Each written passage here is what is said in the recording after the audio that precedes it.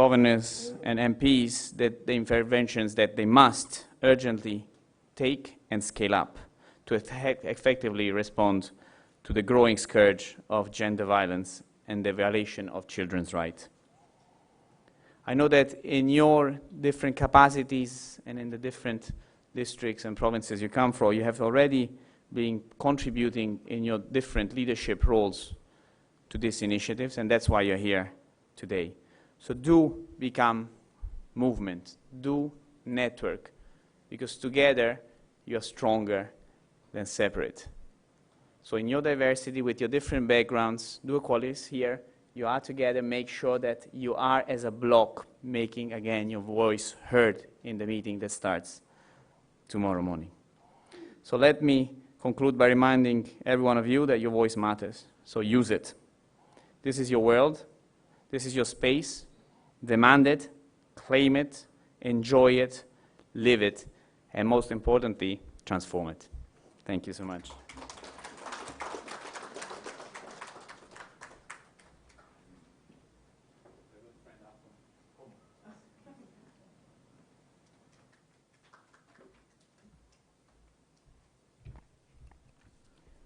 Thank you, Mr. Rampola. Okay, so before we continue on with our program, I'm going to ask Gilbert. Is Gilbert here? Yes, to come up and to lead us with our opening prayer.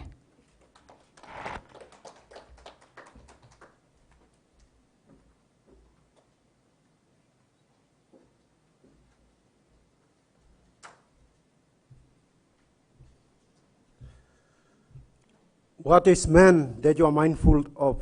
Psalms 8:4. One something, God am one something na you saw we got big pla tintin long em. Na you saw a tintin planted long em. This is a question who is raised in the Bible by King David. But today by me looks all long em. Osem Solwara ask him osem God. Manem wanem something na you oglo tinting long em. Na diway ask him. Manem wanem something na you oglo tinting long em. Ogata something. Pasin blue me too. Oglo ask him God. Na talk. Manem wanem something na you oglo tinting long em. Na God em back him. Na me talk. Man em picture blow me. Em also me. Likeness blow me. Stab inside long em. Also na me oglo tinting long em. So you see. God inusa lusimi lo wambla something lo wambla hap. God all time sa tintin lo yumi. Also na yumi go inside lo plenty heavy na problem no got wambla time. God is our lusimi no got. Yumi picture blong em. Yumi likeness blong em. Also na sa tintin lo yumi all the time. Na yumi sa tintin lo personal desire blo yumi. Physical need, social need. This plata also make yumi go inside a big problem. Now you will face him. That's all. Matthew 6:34. He talk. Problem lo today. Am something lo today. No can tintin lo problem lo tomorrow. Desire need lo tomorrow. Am messed up. By me look out him. So you make got this privilege. Long problem na heavy na kind problem. You may face him inside the community, inside the village. Long Ogda, lo city, town, something lo tomorrow. That's all. All problem na worry, na all desire, need lo yumi, God, one bla that's all is sawe. Na ask long, Ogda something na yet, ba make him, Ogda something ni come up long mark. Also na yumi, you know what problem, yumi know what tintin planty long, one something ba come up long tomorrow, but yumi by look one problem situation or something you may face him today, and by you may address him today. While we are young, time you may stop strong, time you may got this privilege, resource, and by you may address him today. So you and women, no mistake, long come up in this talk. Now is the time. The future is now. Time you may young play it, and by you may address him all situation today. One time this you bla pass him, you bla bungin bell na tintin, abay me go inside long prayer. Strong like God long heaven, you ask long over something long heaven or ground. You talk now over something, you come up, now you walk me man, also you yet. Na all time you sa look lo mipla na no ka tomla time you sa lusi mipla. God mipla pray na mipla talk thank you long displa time na ogata resource na ogata something you sa tingim mipla na you sa helping mipla God mipla kam lo ogata lo Papua New Guinea long ho overseas partners to all stop lo ya long address him disla situation na one walk and by come up God me pray awesome all speakers all volunteers all come lo one region lo country one them all partners lo mipla lo presentation lo ya God me pray awesome ogata disla presentation he can come up lo mark na one talk mipla make him lo here em can come up reality na mipla can strong him na walk about na just la change em can come up lo life lo mipla pray lo name lo big lo mipla Jesus now mipla ogata one bell na talk amen thank you.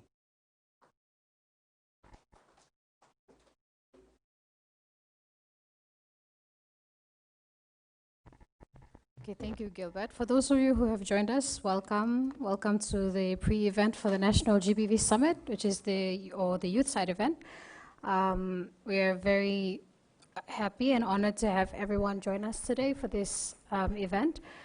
So I'll just run through the program before we move on with our first session. So for those of you, I think you have your programs on your seats, just in front of you. So for today's sessions are going to start off with the first session on setting the scene on gender equality and gender-based violence in PNG. Then we'll go in for a tea break, a short tea break. Then we have the power dynamics session, for, which actually won't start at 10:30 because we started late. Then we go into our lunch break. And then we have the intergenerational dialogue. And after that, we should go into our last tea break for the day, and then we have the session on developing the joint young leaders statement on gender-based violence and violence against children to wrap up for the day. So we're hoping that we can all wrap up by 3:30, okay? So with that, we're gonna get straight into our first session, which is on setting the scene on gender equality in PNG. I'm going to, for this session is going to be led by, for our speakers, we have Ms. Danielle Winfrey, but before that, we'll have a little skit from UN Women, Sun Up on Time team. Okay. So if you're ready. So let me just invite Jeanette Ila from UN Women. So Jeanette is one of the coordinators for the Sun Up on Time campaign, which you'll see our young people in our t-shirts, young people in communities. So she's one of the coordinators who leads the activities in Ley and Port Moresby, and we've been branching out to other provinces as well. And she's been working in this space and with other NGOs for a while now, so she's not a new face to most of you. So with that, please put your hands together for Jeanette Ilaf.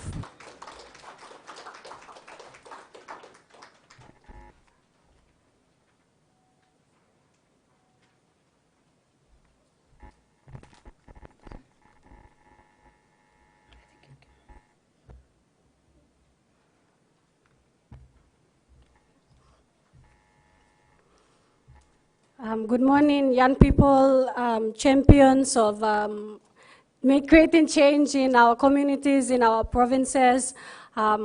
Big warm welcome from us. We're going to do a skit, basically based on setting the stage on GBV issues in Papua New Guinea. So we will have young people to perform 3 skits. The first one is on family-influenced violence. The second skit is on intimate partner violence. And the third skit is about solving issues in a non-violent way, where we give opportunities to women to say something and solve issues in a peaceful way, rather than raising our fist. Hope you enjoy.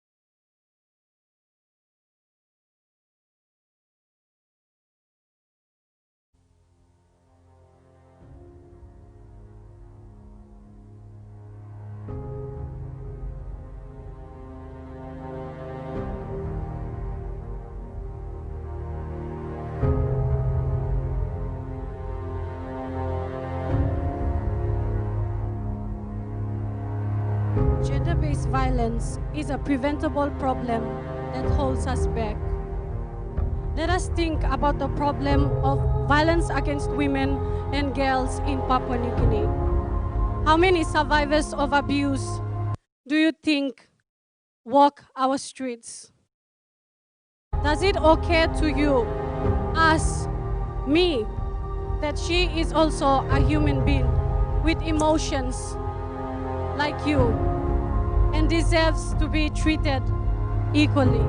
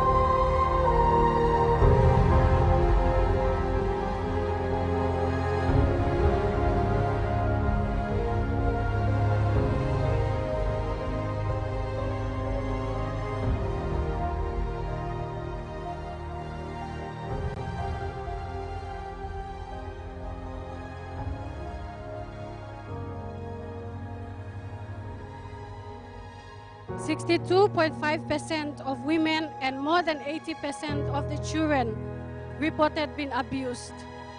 Women between the ages of 15 and 49 that are abused, 25% experience extreme violence, deep wounds, deep cut, broken teeth and bones, and other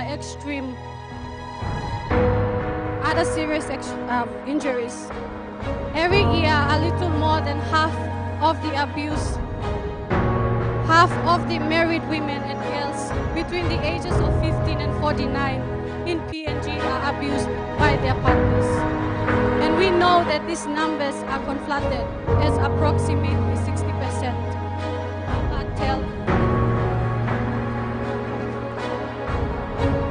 Do you think age of women and girls matter? Yes, all ages are pandemic level, but GBV strikes between ages of 30 to 39 and intimate partner violence between 15 to 19. Does education or wealth make a difference?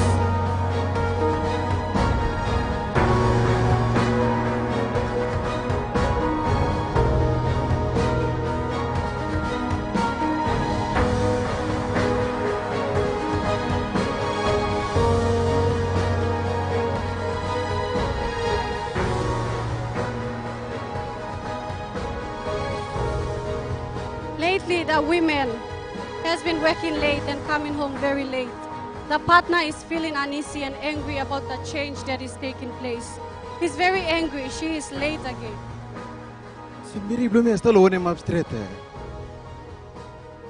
Ora time come late. Nem typing.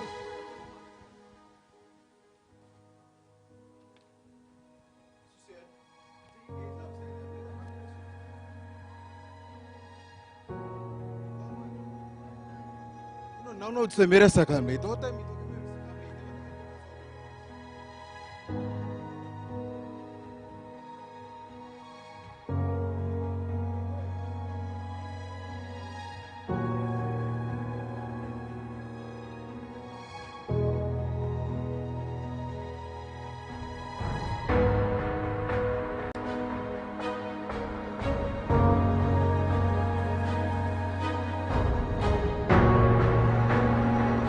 Education and wealth make a difference.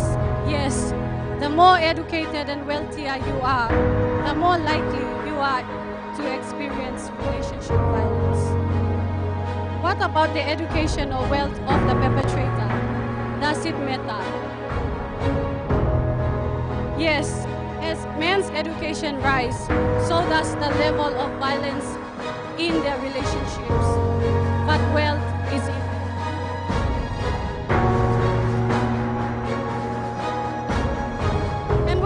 The most dangerous place in PNG for a woman or a girl In NCD, 66% of women in relationship experience intimate partner violence. What do we know? The level of trauma in PNG due to violence are extremely high. Those who witness their parents abusing are 3 times more likely to become abusers themselves. Married women aged 15 to 19 and unmarried women aged 30 to 39 are at highest risk.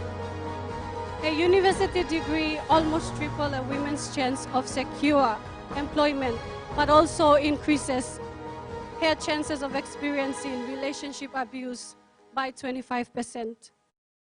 Young unemployed men with alcohol issues who have witnessed their fathers abuse their mothers are the highest risk abusers.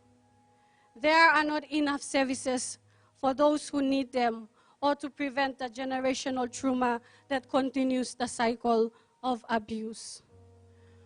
We believe that there is opportunity for change.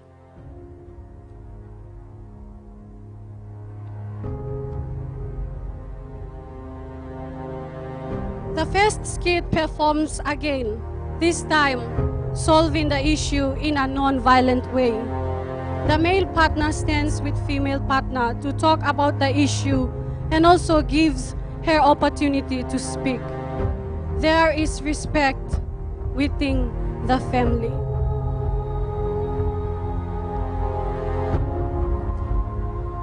Unity and equal treatment for all human beings, regardless of age, employment, wealth.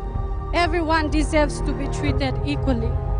And that is not only our constitutional right, but our human rights.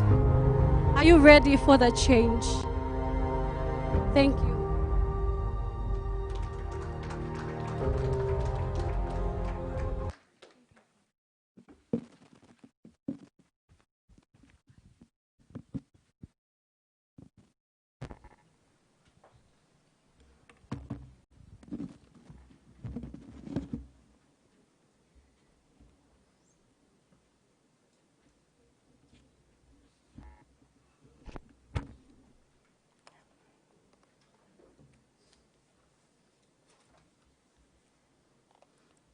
Thank you, Jeanette, and the Stand Up One Time team for that really moving skit. I can tell that the entire room has been touched by this, and this is the reality of what's in PNG. But I think one of the most important things is the message at the end is that we want change, but we have to be ready for that change. We have to be ready to bring that change. With that, I'm going to introduce to you our next speaker for this session. So our next speaker is Ms. Danielle Winfrey. She works with the Oil Search Foundation, and she's the program manager for Belize. She's been working in this space for over 10 years for a mix of government, CSO organizations, and the United Nations as well. So with that, ladies and gentlemen, please join me in welcoming Ms. Danielle Winfrey.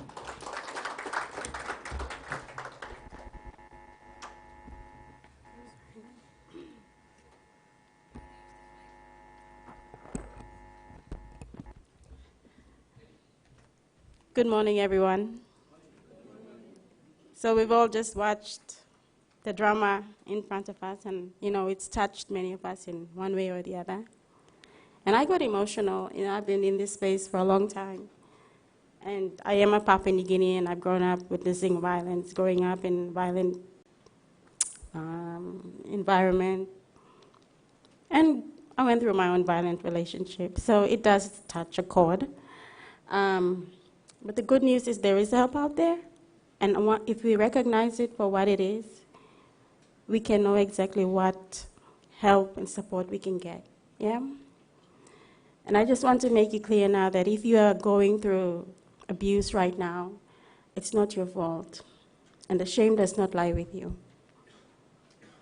You have nothing to be ashamed of. It lies with the ones that are perpetrating the violence, yeah? So I will speak from my heart. I will speak from the program that I am currently running to help survivors of violence. And violence, as we all know, is something that many of us don't talk about. It's personal. And it can, we feel ashamed to talk about it because of that shaming, that victim blaming that comes with it, yeah? But unless we speak up and we address it for what it is and we call it out, it's not going to stop. Violence, especially family and sexual violence, domestic violence, intimate partner violence, like we saw unfold now, is a cycle. It is a cycle.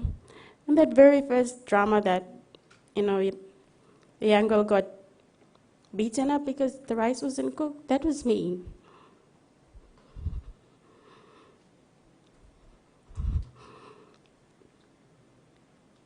When I was 23 and I got married and I had my first child. And I know what it's like for someone to be powerless and not be able to say anything. So when we talk about inequality, what does that mean? What does gender equality mean? We break it down. It comes to power dynamics. Who holds the power? In the family.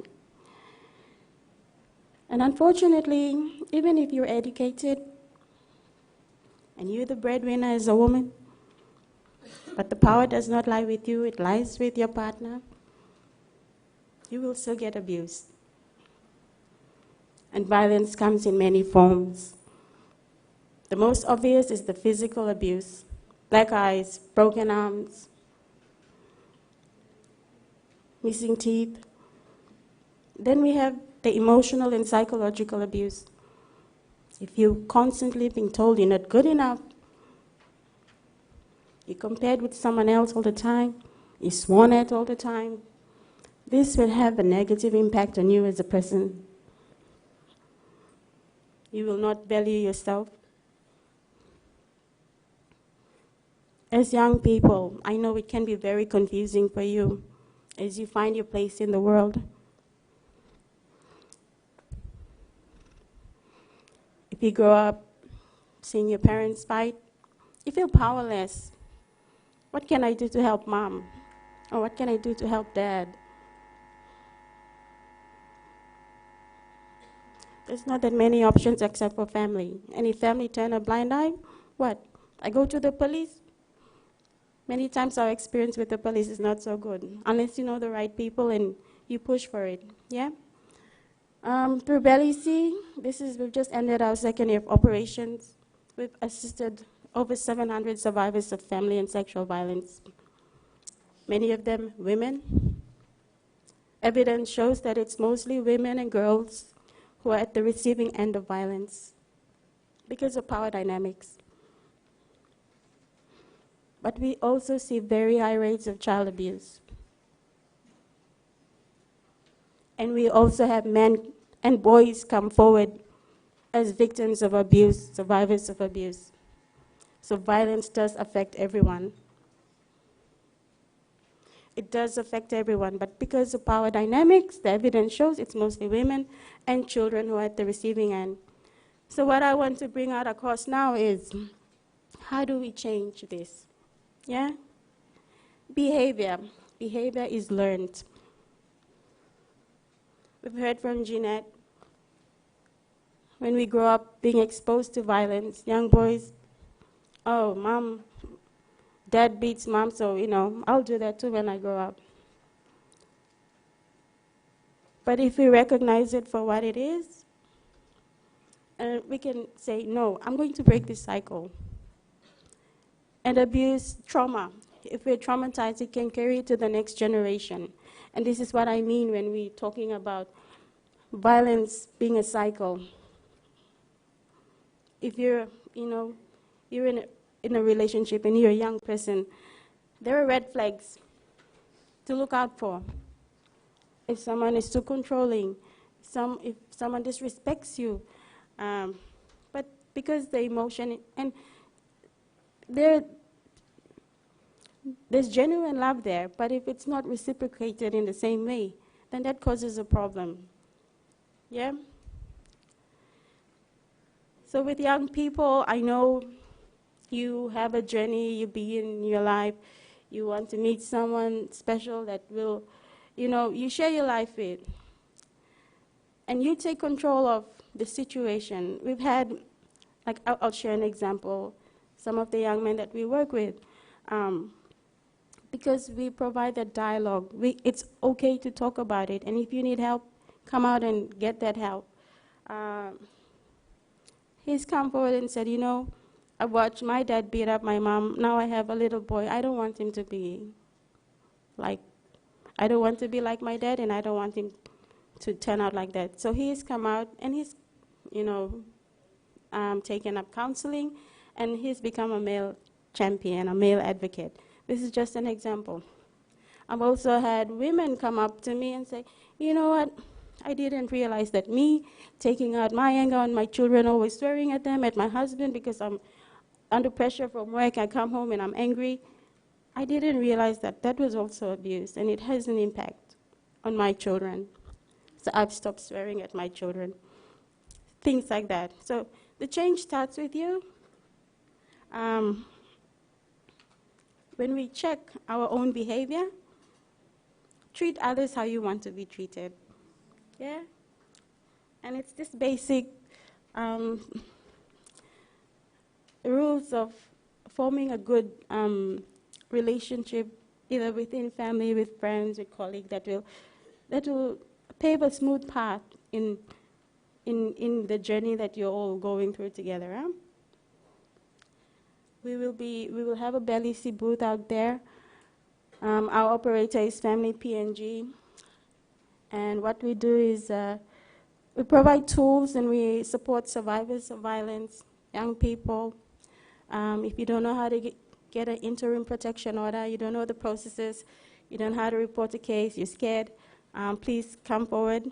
We will have a booth out there for the next 3 days and find out how you can get help.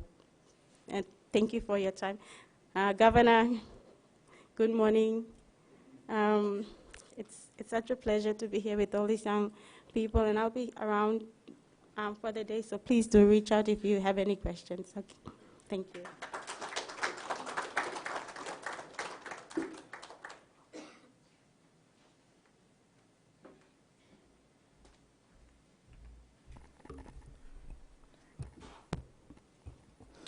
Okay, thank you, Ms. Winfrey. That brings us to the end of the first session on setting the scene, and I would like to thank Ms. Danielle Winfrey for starting us off with a good introduction of the situation of violence in PNG, as well as the Stand Up On Time campaign youths, and also for sharing with us what needs to be done for us to start creating change or to trigger some change. Okay. And with that, before we continue, I would like to acknowledge the presence of our governor, Honorable Boris Pakop, who has now joined us, and I would like to welcome him onto the stage to give us his remarks.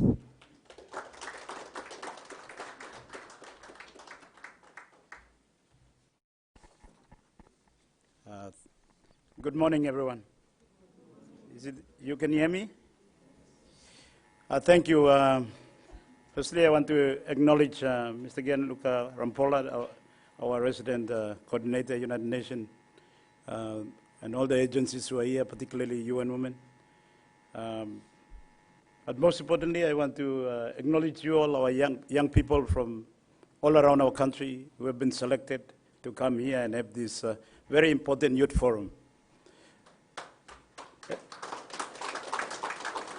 I want to firstly welcome you all as governor of our capital city, your capital city, to your capital city.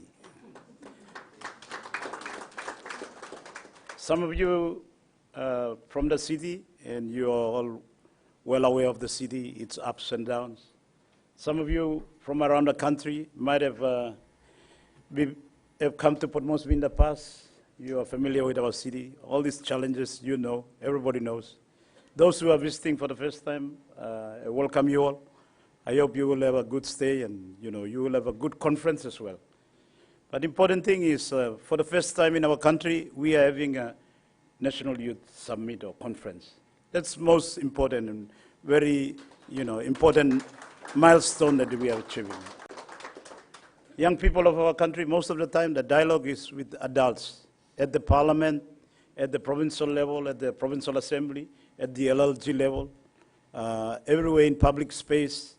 In so many spaces, mainly adults, 25 plus, 30, 40, and mainly 50. That is, you know, it's good. It's a, you know, main discourse or way of life or culture of our country, many other countries. But it's equally important that young people, you all young people, must assemble and must discuss and must think about your life now and your life in the future, the challenges you face now and the challenges in the future. This is particularly important because many a times we adults, we might not represent you. We might not represent your aspiration, your vision, your dream.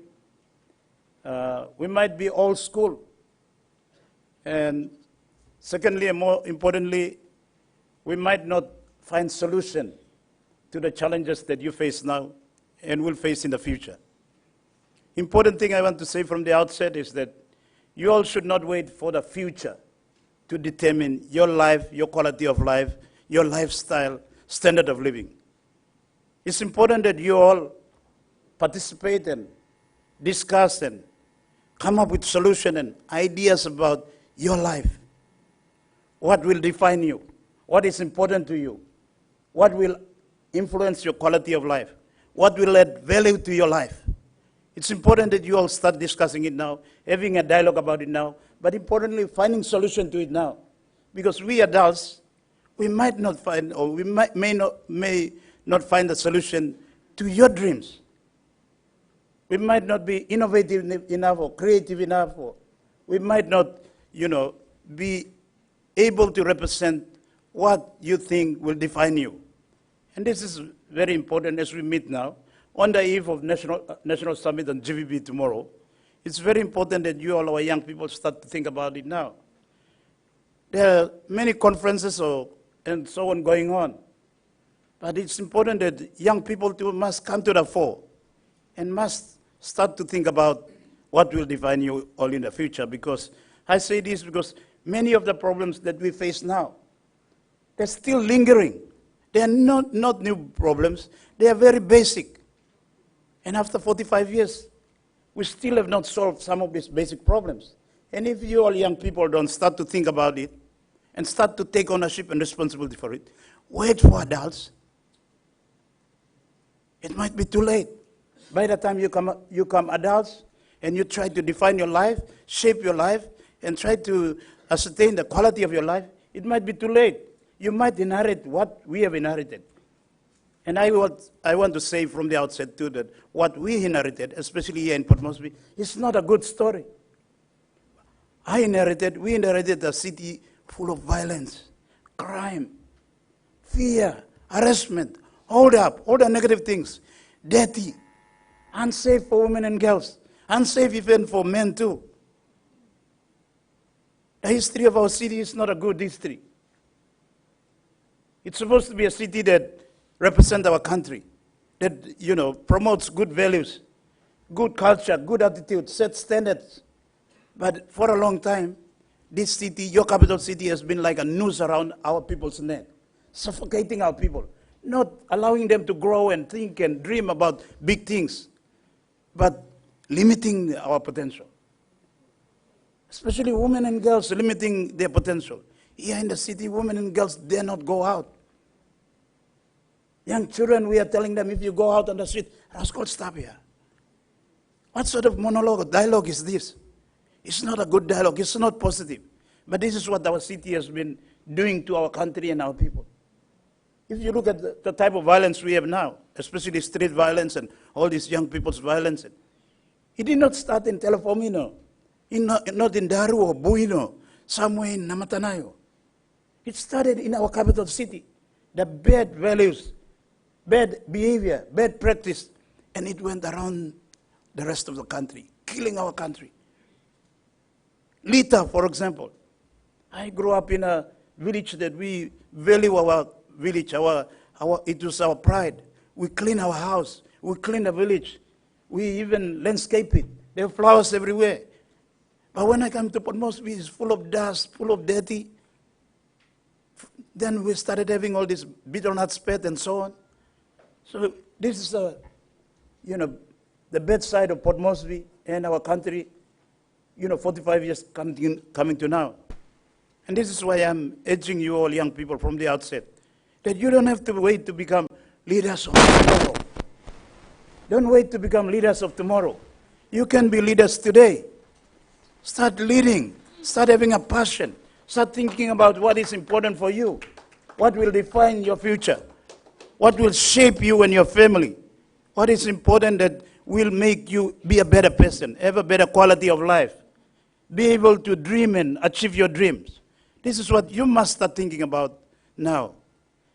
This morning before I was coming down, I tried to have a look at, what is happening around the world in terms of young people being innovative and being creative and trying to shape the future of their own life and contributing to your own nation and their country.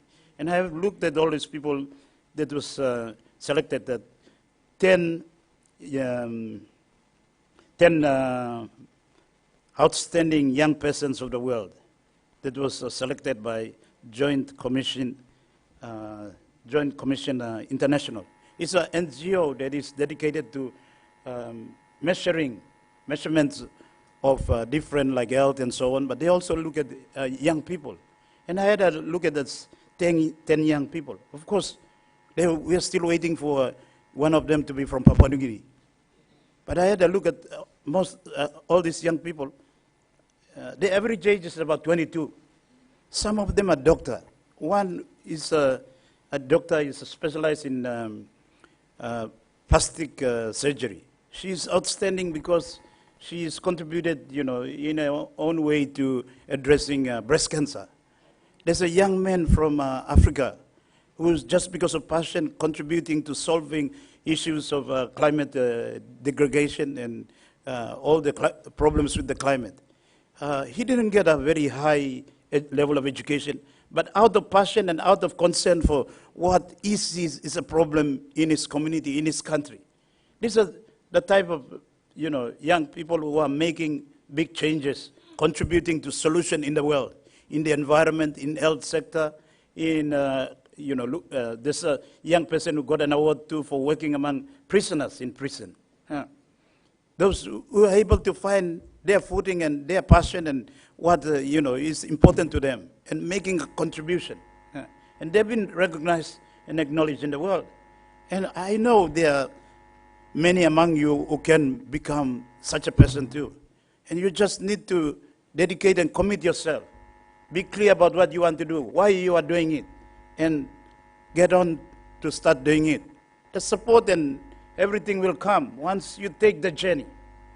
But the important thing I want to say now is that, and I keep on, and I want to appeal to you all young people, is that when we look at our country 45 years on, we have not made a lot of progress in all sectors. UNDP, they rank the countries of the world in all the different aspects. Social index, human development index, equality index. And if you look at all the statistics, it's not very good for Papua New Guinea. In 2018, for example, 2018 or 2019, in terms of index on equality, we are 161 young people out of 162 countries. We are second last. We are second last. If you look at social development index, we are about 163 or 165 in 2017. We are lower than countries like Laos, Solomon Island, Fiji, Vanuatu. And you compare us to those countries in terms of resources, in terms of population, in terms of market, in terms of everything. We are much better than, more than these countries. Laos, they're not as rich, in terms of, resources and all the, ingredients that we need to make life, quality, high standard of living. But they're doing better than us. In fact, what I want to impress on you all too is that all our young people, if you look at the countries of the world who don't have much, they are doing better. Like, we don't have to look far, like Singapore, for example. What do they have? They are almost zero resources. They got independence 10 years ahead of us in 1965. And you look at the statistics, they are almost, or otherwise a developed country now. High quality of everything. Education, housing, healthcare, quality of life. You look at country like Japan now. Japan, we cannot compare. They are like advanced country. But the only point I want to make about Japan is that, what do they have? If I say it in pidgin, all got one, all got fish, all got timber, all got gold, all got copper, all got oil. Zero, zero. So those countries that don't have a lot of resources, they value and realize the limitation that they have, and they try to harness whatever positive resources or what they have. Mainly the people try to utilize their creativity, innovation. They try to tap on those type of resources, what they have, and they're doing greater than us. So young people, it's not about resources. It's not about gold, copper, oil, and gas. It's about what is here, what will define us, what will define you, what is important, the values that are important. These are the fundamentals to building a better life, better quality of life, and better country. It is the values. And this is why I'm very pleased that you all are meeting here on the eve of this National Summit. We have assembled 20 MPs from Parliament to come together to take leadership on this elephant that is in the house. Violence is destroying our nation. It will destroy your life, you all our young people. It will reduce your quality of life if you all don't start taking action to change the dynamics. It's proven very costly for us. Just think about it. The price we have to pay to deal with violence. Tribal violence, for example. People build their businesses, they buy their PMVs, they build their house, they set up trade store, they have something going. In one spell of madness, everything's gone, subject to fire, destroyed, and their life is gone. So what do we have to do? We have to start building again. And people give up because they've spent 20 years or 30 years of their life building that. And that the trauma that is left behind in young men, they are traumatized. And by being traumatized, subject to the culture of violence, they go and perpetuate it, do it to others. Because it's been done to them, they don't know any other way. They keep on, seeing violence as a means to an end. And it's perpetuated, continues. To women and girls of our country, the trauma stays forever. Even though the tribes, the clans, they come and do compensation. But what's the compensation about? It's about the clan or the tribes making peace. But the survivor or the victim is still a victim, still has not healed, still has not recovered. So it's a high price we are paying. In personal loss, in business loss, in the trauma that continues in young people, in women and girls. And then you imagine we have to deploy all the police to go and quell a tribal fighting. We have to get all the prosecutors to go and prosecute. We have to get the court, all the judges, their time is occupied trying to solve something that is probably a stupid. Like tribal fighting nowadays, it comes from some stupid. Some young men who goes and drink alcohol or smoke marijuana, they don't care about the tribe. They don't care about their clansmen or women. Or they're just having a good time or stupid time. Or they went gambling and they lost some money or they went drinking, or they went and play rugby, and they can't accept that there is a winner and a loser in a game. It's just a game. And the problem is the tribes and the clan, instead of saying that, okay, this is just a, young people thing. No, they go and align with their relatives. And then mayhem, and lo and behold, disaster come to our life. And I am emphasizing this because this is what is killing also our country. Violence, family sexual violence, gender-based violence, here in our city, your city. Women everywhere, in the house where it's supposed to be a place of love and comfort and respect, there is violence there. I've already said this to a number of women's groups here in our country. Young men, look at what is happening to our other half of our population. Women of our country, they give up everything for men. They give up their life with their family. They give up their name too. They come and, inherit the man's name, the surname. They give them children. They look after them, feed them, clothe them, pamper them, you name it. Make them happy. Every day they've got to, be superstars to make them happy. What do women in our country get in return? Their life, they give up their life for men. And if you look at our country now, our women in our country, girls in our country are becoming invisible. Invisible. In parliament, people are looking 100% men. Where are the women? Where are their voice? Do they have a say? Do they have a right? Are they equal citizen or not? From Janchis, the man of the moment then, to make sure that they got the bonus point. But it is the Bulls eventually who run out victors here. 3 tries from either side. Lots of replacements, a couple of injuries which the coaches will not be happy with. Some very, very proud men out there. No, I thought it went forward a few.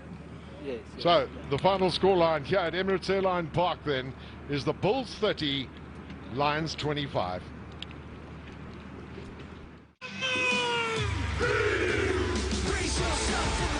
a real threat, this guy. Pops it over the top. He had a lot of work to do.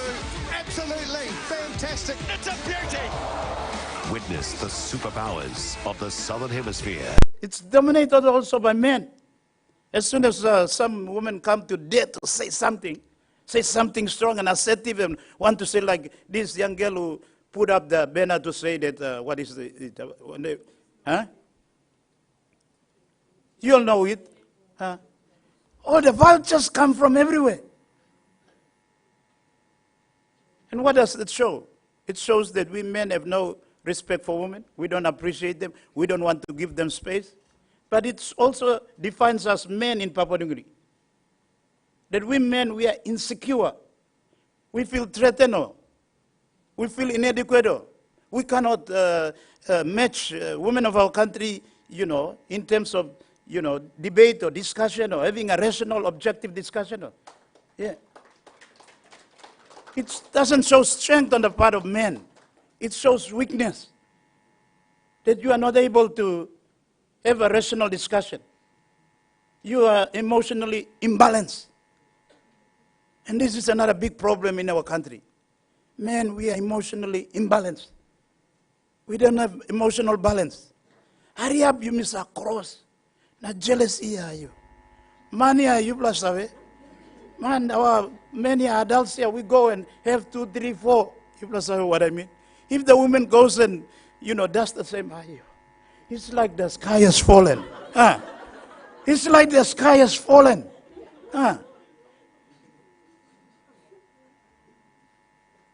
What does it say about us men? That we are not real leaders of our people. We are not capable of rationalizing and recognizing that this woman too, she might be my wife, but she's a person in her own rights. She has her dreams too, her aspiration. She has her goals too. She wants to and can be somebody.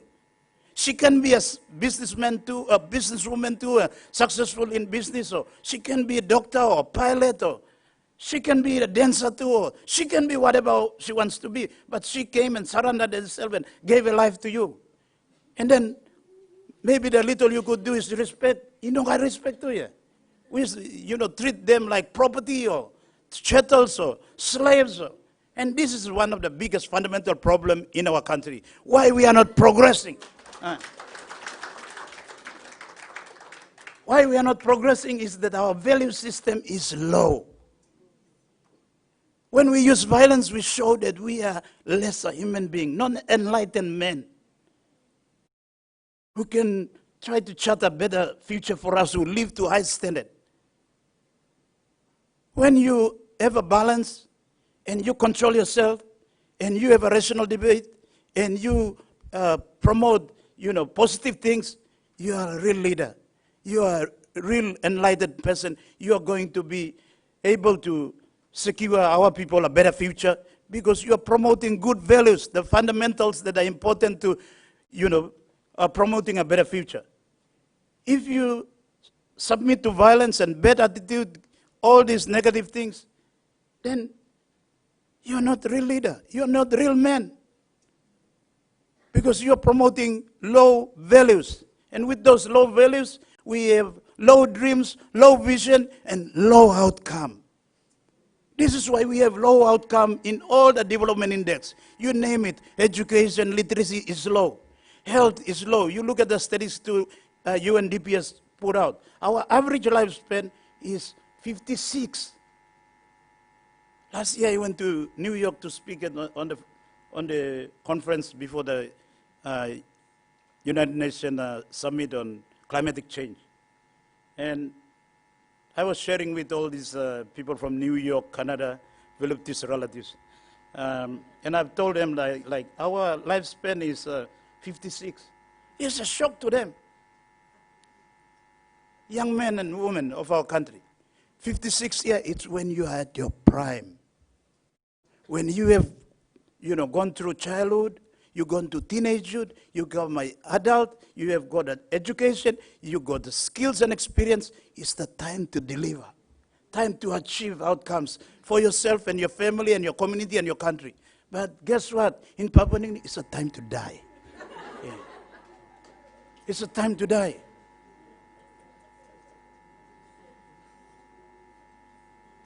That's why we are not going anywhere, because then we have to start training these young people again. The professionals again, doctor again, pilot again, economist again, lecturer again, teacher again, because they die young. You see the vicious circle of our country. Why we are not getting anywhere? Because we got low values. The leaders have got low, no vision. They are subjecting everything to low, practice. Belat, hurry up, fight him.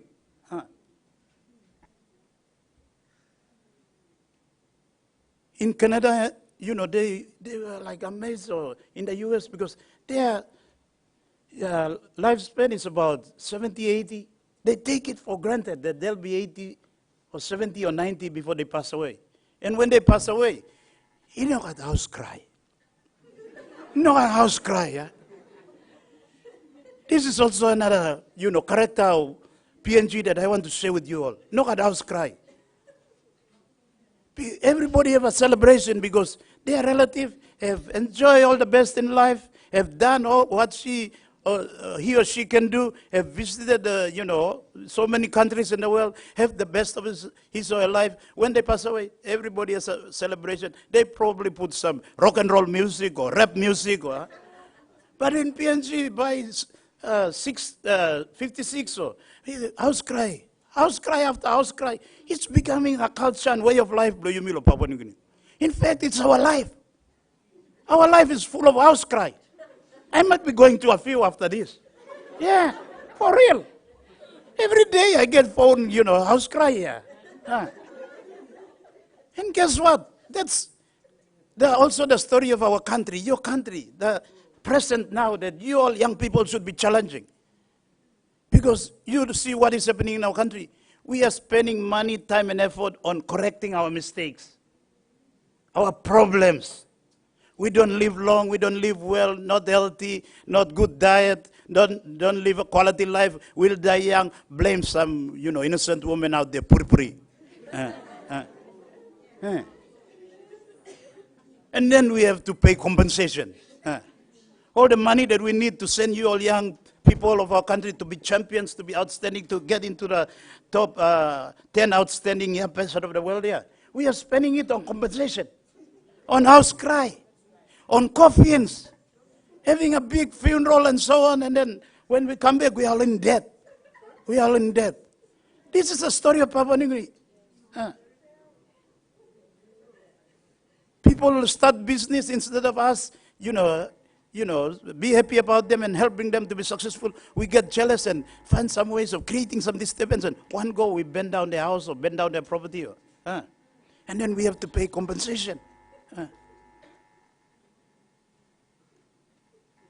This is where we are now. We don't live long. We don't live well. We don't have good quality of life. We are spending all our resources and effort on correcting our mistake because we are sick. We are unhealthy, bad lifestyle. Hurry up, we have to raise money to send our relatives to Manila or to Singapore or to Australia. And because we are sick, we affect everyone. I'm cancer, sorry.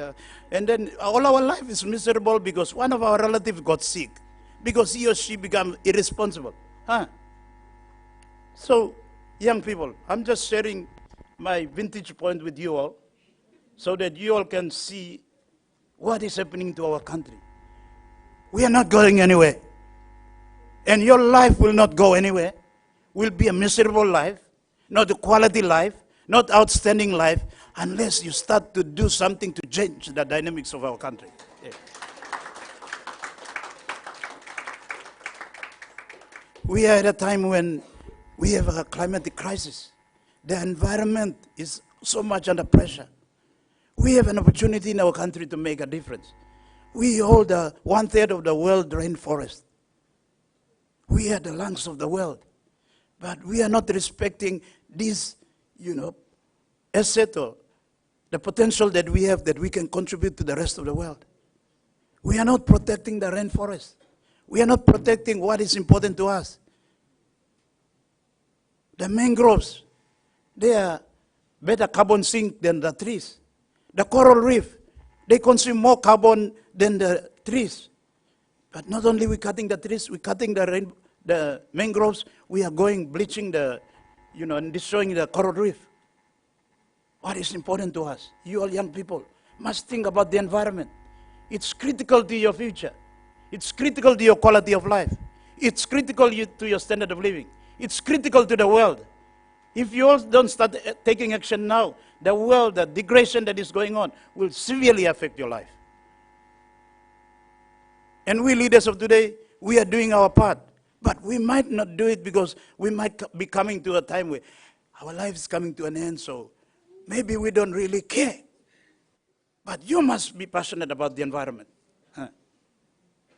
The health of our people, as I just mentioned, our lifespan is just between 56 to 60.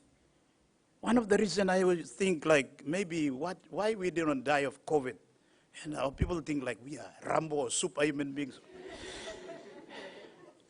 But one of the explanations is because in the countries that are severely affected, it's mainly the most vulnerable, the old people. Now, young people of our country, you are looking at the old people of our country. Miss Tabia, I'm over 56. I'm a few years away from 60. And there's no old people in our country because they don't exist.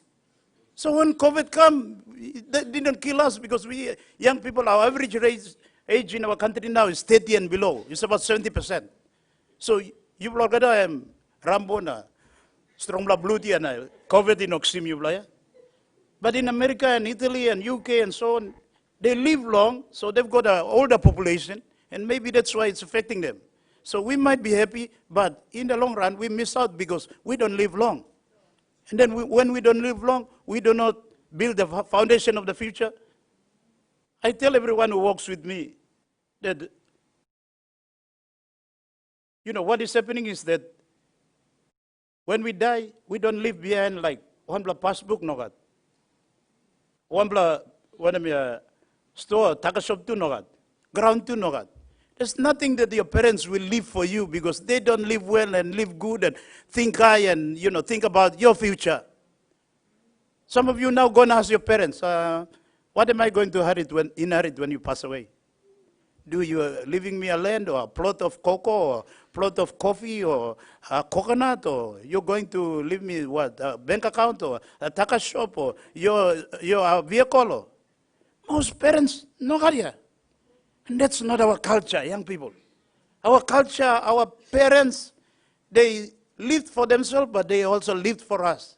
And when they pass away, they show us the land. This is your land. This is your coconuts, or this is your sago, this is your betel nut, or this is your canoe, or these are your relatives. This is our inheritance. But now our parents of now, I'm not sure they're going to say that this is your bank account, I saved it for you.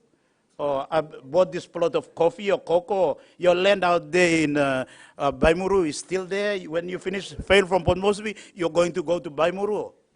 I'm telling you all. You're all on your own, young people. Because the adults of now, I don't think they've got the equation right. I don't think they've maintained the tradition of our people. They're probably lost too. Everybody's lost. And so are you going to wait for them? You shouldn't wait for them. You shouldn't wait to be a leader of tomorrow. Today is time for you to be leaders. Yeah. Time for you all to be leaders, to stand up and to define your future.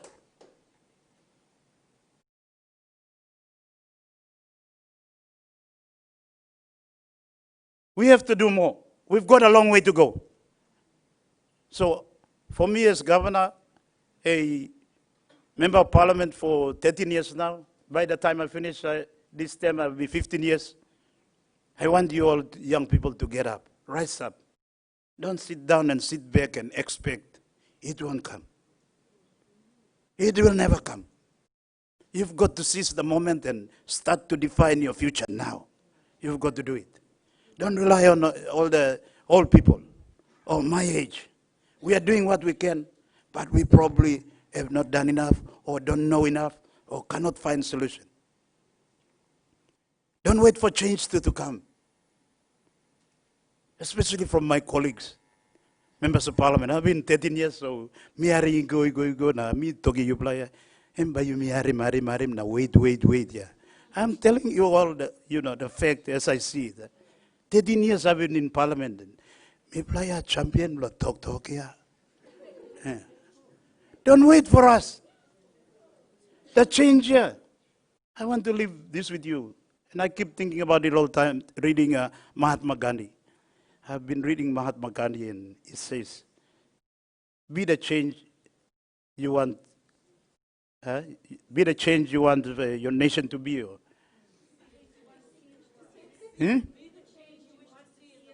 Be the change you want to see in the world.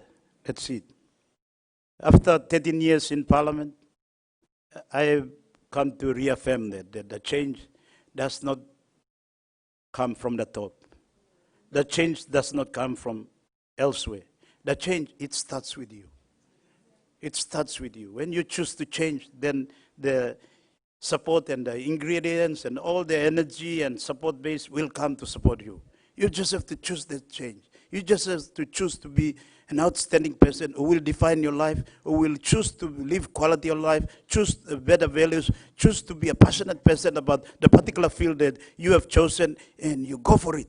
Don't wait for MPs, or don't wait for government, or don't wait for donors. Or start getting up and be the change. And when you start doing it, all the energy and the alignment, and God will give you all the blessing that you deserve. So, thank you, all our young people. I'm very happy and super excited that you all are meeting at this time. And at this time when our country is going through crisis, world is going through crisis, it's a time not for us to submit to crisis, but to be creative and innovative and start being the change. Thank you, and all the best in our discussion for all of today.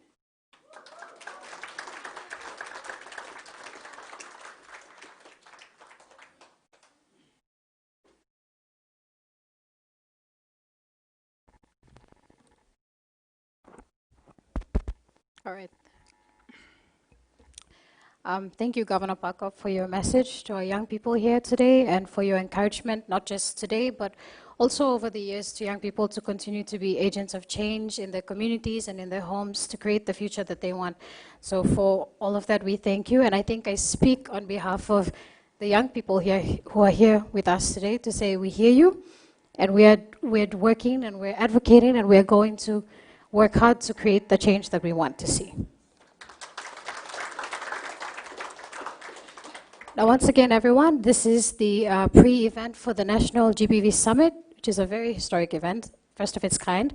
And I would like to acknowledge, once again, all our partners who are here with us today from the UN, from the government, and also especially the civil society organizations and the NGOs, or the youth organizations who are here with us today, because they do some amazing work every day in communities, out in the different areas they work in. So thank you, everyone, for joining us. Some of them are also set up here today at the booths outside, so please, I hope you take time to also go and check out the booths. We have the Voice Inc., we have the YWCA, we have FSVAC, and the Family Support Center, BELIC. We also have the PNG Olympic Committee athletes who've been doing awareness a lot to promote the SDGs and to support the fight against gender-based violence. We have the Active City Development Program, who's also set up here today. Forgive me if I've missed anyone else. Equal Playing Field as well.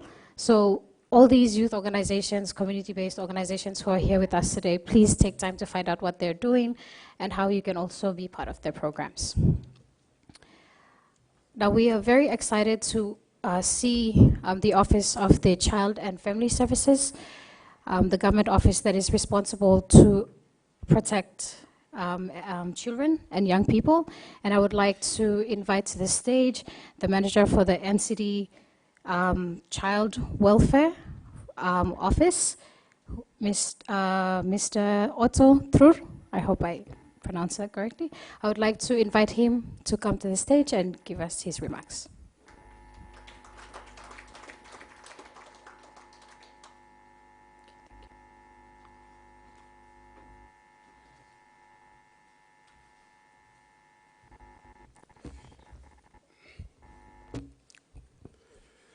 Thank you. Yes, you did pronounce my name correctly. Thank you for that. Thank you, firstly, to the organizers for organizing this very important event. Thank you to also acknowledge our good governor, Post Pagov, the UN representatives, and the government. Yes, I am Otto Trul. I am the manager of NCD Welfare Services. Before I go on to sharing with you what we do in addressing the issues of gender-based violence and issues of abuse against children, I just want to start with this remark. I normally listen to the labor rights programs and sessions by Dr. Rabi Sagaraya. Now, one of the things he said that caught me is he said the two most important things to address now for any world, any country in the world to go forward is the issue of leadership and the issue of youth. And I think it's very correct. Youth, I'm very privileged to be here now because you are the leaders of tomorrow. You are the ones who are going to change the face of this country, and you are the ones who are going to move this country forward. So if we can give the correct information to the youth, I'm pretty sure, I'm definite about it, that we are going to, our good governor share with us all the vices this country is facing, but with you youth, you have two important things also. You have this thing here, and you have time to make those changes. And I believe in that. Okay, what we normally do, me and my staff, we actually assist, especially mothers and children, who are faced with problems of their daily sustenance. Okay, we implement about 6 provisions, 6 legislations, 6 acts of parliament. One of these, the main one, is the Ilocautin Pikinini Act. Now, this is the law that protects the rights of children. All of us here were once a child. We went through the phase of being a child. We have our parents our mothers, for us, some of us are fortunate to come from good families, others broken families. Okay, now when we have broken families, we spend a lot of time and effort, energy, resources as well. Our statistics of assisting those who have problems, especially mothers who find themselves, the father is gone and they find themselves the only one, they're only going to fend for their children, a single parent. Now our statistics are high. In Port Moresby, okay, this is the capital, of course, we have a lot of people here, the population is high, and the statistics, of course, are high. We assist mothers, actually, when they come to us, we assist them to, okay, we conduct sessions to actually, we find ourselves in assisting mothers who are not properly married and they have children outside of marriage, formal marriage. We assist those mothers to go to court to actually take out orders so that the father who had left them and the child or children will have to pay maintenance, what is called maintenance. We also assist mothers who have been formally married and then the father decides to take another one. He deserts them, the mother and the child or children, and we assist them as well. We also mothers who have been battered by their husbands or their partners. Okay, we have this national summit now on GBV. Our statistics on the mothers who have been battered by their husbands, our statistics is very, very high. It's one of those the issues or cases that the statistics is rising every year. In 2018, we assisted we assisted 130 mothers. I think the rate, it was, I think the population of the mothers, well, it outweighs the number of the fathers, but mothers especially in GBV, it must have been 99 point something, okay, mothers who were battered by their husbands or their partners, and they came to us to seek assistance. Now, like I said earlier, we used the Acts of Parliament legislations to actually assist our clients, and one of those is the Family Protection Act, where we assist mothers to take out what is called IPO, interim protection orders. That is to protect them. Apart from that, we also assist the same mothers mostly and children who have been left by their husbands or partners, chased out of the house. After assist them to take out orders, we actually assist them to find a shelter for themselves. Okay? It's a very sad thing for a mother and a child or children to actually live in a safe place, a protected environment, under shelter, to be thrown out in a place like Port Moresby. Okay, after time, we actually struggle to look for our partners, our NGOs partners, especially NGOs. There's down there, there's a root house there. We actually struggle to actually get them to find a shelter for them. But like I said, we have our good partners, the NGOs. They actually assist us. After we assist them to take out orders, we have to assist them to actually find shelter for themselves. Not just mothers, sometimes with more than a child. And it's a situation, like our good governor said, that has been created by, I think, our low values. Okay, we shift from our traditional values, traditional settings, and coming to cities. Big changes in how we adapt to environment, and sometimes it's the attitude that is not right that is causing these things. Okay, that's basically what we do. On a daily basis, we take about 15 new cases, and most of them are mothers and children. Okay, that goes on to say, again, what our governor has stated, that type of respect the men, or the men, of course, have to our mothers and our women folk. we are also experiencing this time to our youth ladies, women. We are also experiencing situations where the mothers now, okay, the mothers are now being employed. Okay, after 10 days, they feel that they need to enjoy the fruits of their labor, which is good and okay, but sometimes they go beyond, and then they forget their roles as mothers. Okay, this is creating another situation now where mothers are leaving home and the children and the fathers as well. Okay, this is a change of circumstances, situations that we've been experiencing 30 years ago. Okay, we are experiencing that now, and we have also accommodated that in our law that the fathers now can actually take the mothers to court as well. Okay, to assist the fathers raise children. Okay, the basic thing, the most important thing here for you youth, okay, the most important thing here is when you want to enter into a relationship, okay, if you're like married, think about it. Okay, don't just rush into it. You might see at the end of the line, no, this is not what I want to be or who I want to be with, and you just decide to take another track. But by then, you would already have a child now. And you've also, caused a young lady to have a child to someone to fend for. So that's my advice to you youths, especially men, and ladies as well. If you decide to get married, make sure you take time and make those decisions. Don't rush into it. Okay, I will stop here. Just a caution to you, don't become one of the statistics, my statistics in here.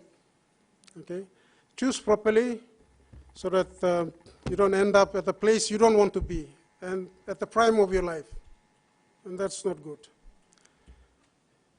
With that, I thank you all again. Thank you, our good governor. Thank you for the organizers and the youth.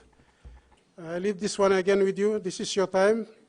Okay, you will make the changes that those of us who have gone past have not seen and had the time and energy to make those changes. With that, thank you all.